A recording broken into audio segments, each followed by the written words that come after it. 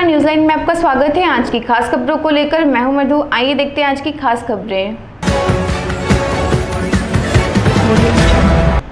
नगर परिषद उपाध्यक्ष जियाउल हक उर्फ टार्जन छोड़ सकते हैं झामुमो का दामन। मुख्यमंत्री के करीबी पिंटू मिश्रा के प्रति जताई नाराजगी, साथ ही पार्टी में वंशवाद को बढ़ावा देने का लगाया आरोप।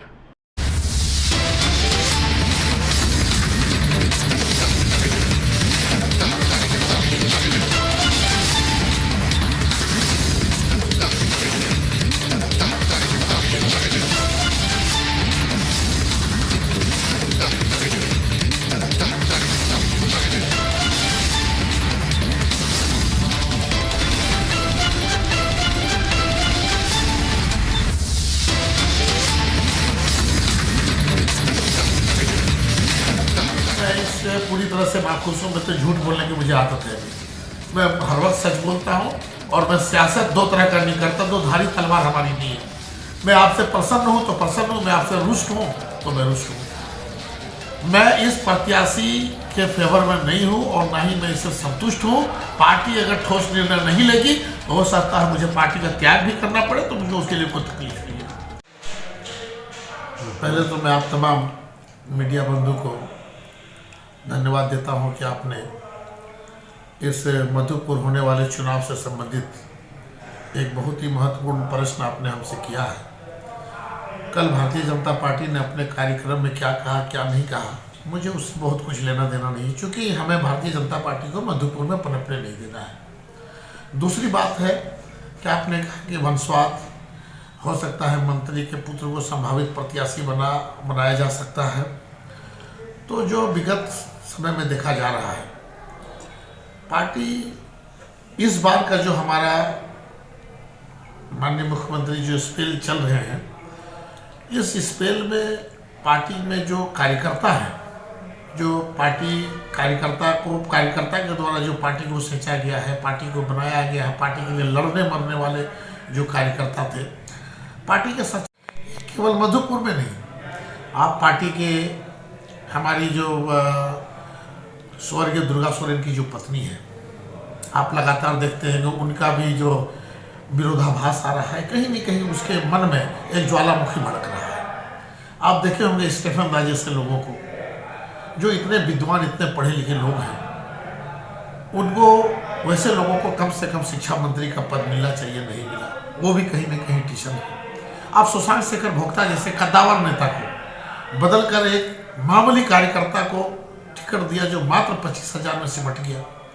मधुपुर में आप देखेंगे तो आप पूरे विधानसभा का जब सर्वे करेंगे तो 90% लोग ये कहेंगे कि झारखंड मुक्ति मोर्चा के लिए टार्जन जी ही सबसे योग्य उम्मीदवार है। परंतु पार्टी क्या सोचती है ये तो मैं नहीं कह सकता हूँ, लेकिन यह साफ दर्शाता है पार्टी गलत ट्रैक पर जा रही है और कहीं न कहीं परिवारवाद भी हावी है। आप चले आइए यहाँ पे आप गांडी विधानसभा में लीजिए, जो एक दिवंगत, चाहे निश्चित रूप से उसके परिवार को अगर टिकट मिलता तो कोई परिवारवाद नहीं कहता, क्योंकि उनका पारंपरिक सीट थे, उनकी बहु योग्य थी, परंतु दूसरे दल से लोगों को ला के वहाँ दिया गया। वहाँ परिवारवाद नहीं है, वहाँ कुछ और बात है। तो ये सब गड़बड़ियाँ पार्टियों में चल रहा है। पार्टी के कार्यकर्ता हताश हैं और एक व्यक्ति झारखंड मुक्ति मोर्चा को चला रहा है।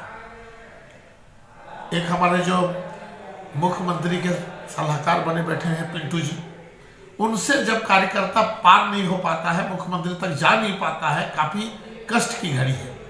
आने वाला समय मधुपुर में अगर पार्टी ईमानदार और सच्चे और सर्वे के आधार पर अगर यहाँ टिकट झारखंड मुक्ति मोर्चा का मिलता है तो निश्चित रूप से ये सीट झारखंड मुक्ति मोर्चा की झोली में जाएगा, महागठबंधन की झोली में जाएगा।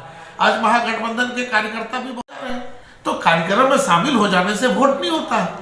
उनके दिलो दिमाग को जीतना पड़ेगा, उनके विश्वास को जीतना पड़ेगा, उनके साथ एक बेहतर व्यवहार करना पड़ेगा। ये सब तो खामियां मिल रही है। इसीलिए आने वाला मधुपुर विधानसभा काफी रोचक होगा, रोमांचक होगा। आपका क्या स्टैंड होगा? ये समय बताएगा। अभी बड़े बड़े पार्टियां, आप खुश हैं? जी, मैं इससे पूरी तरह से नाखुश हूँ। मैं तो झूठ बोलने की मुझे आदत है नहीं। मैं हर वक्त सच बोलता हूँ और मैं सियासत दो तरह का नहीं करता। दो धारी तलवार हमारी नहीं है। मैं आपसे प्रसन्न हूँ तो प्रसन्न हूँ, मैं आपसे रुष्ट हूँ तो मैं रुष्ट हूँ। मैं इस प्रत्याशी के फेवर में नहीं हूं और ना ही मैं इससे संतुष्ट हूं। पार्टी अगर ठोस निर्णय नहीं लेगी तो हो सकता है मुझे पार्टी का त्याग भी करना पड़े, तो मुझे उसके लिए कोई तकलीफ नहीं है। हटिया स्थित फल व्यवसायी के गोदाम में लगी आग, दमकल की सहायता से आग पर पाया गया काबू। आगलगी की घटना में लाखों का हुआ नुकसान। थाना क्षेत्र के हटिया रोड स्थित प्रसिद्ध फल व्यवसायी के फल गोदाम में अचानक आग लग जाने से आसपास के क्षेत्रों में अफरा तफरी मच गई।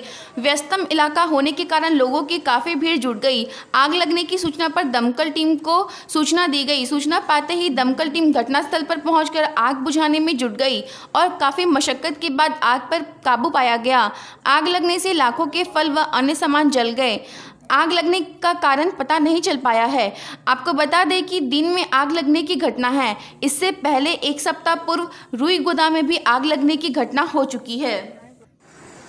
फूड लाइसेंस बनाने को लेकर अनुमंडल कार्यालय में लगा शिविर।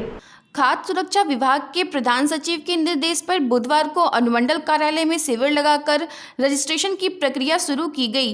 एसडीओ योगेंद्र प्रसाद ने शिविर का उद्घाटन किया। इस अवसर पर एसडीओ ने कहा कि खाद्य व्यापारी को खाद्य एक्ट 2006 के अंतर्गत जितनी भी खाद्य सामग्री विक्रेता हैं उन्हें जरूरी तौर पर खरीद बिक्री के लिए रजिस्ट्रेशन करवाना जरूरी है। इसके लिए प्रचार प्रसार भी किया गया। कहा यदि लाइसेंस नहीं बनाते हैं तो प्रावधान के तहत जुर्माना किया जाएगा। मौके पर फूड सेफ्टी पदाधिकारी, फूड लैब अधिकारी, अनुमंडल कर्मी समेत दर्जनों की संख्या में खाद्य सामग्री बेचने वाले व्यापारी मौजूद थे। आयोजन किया गया।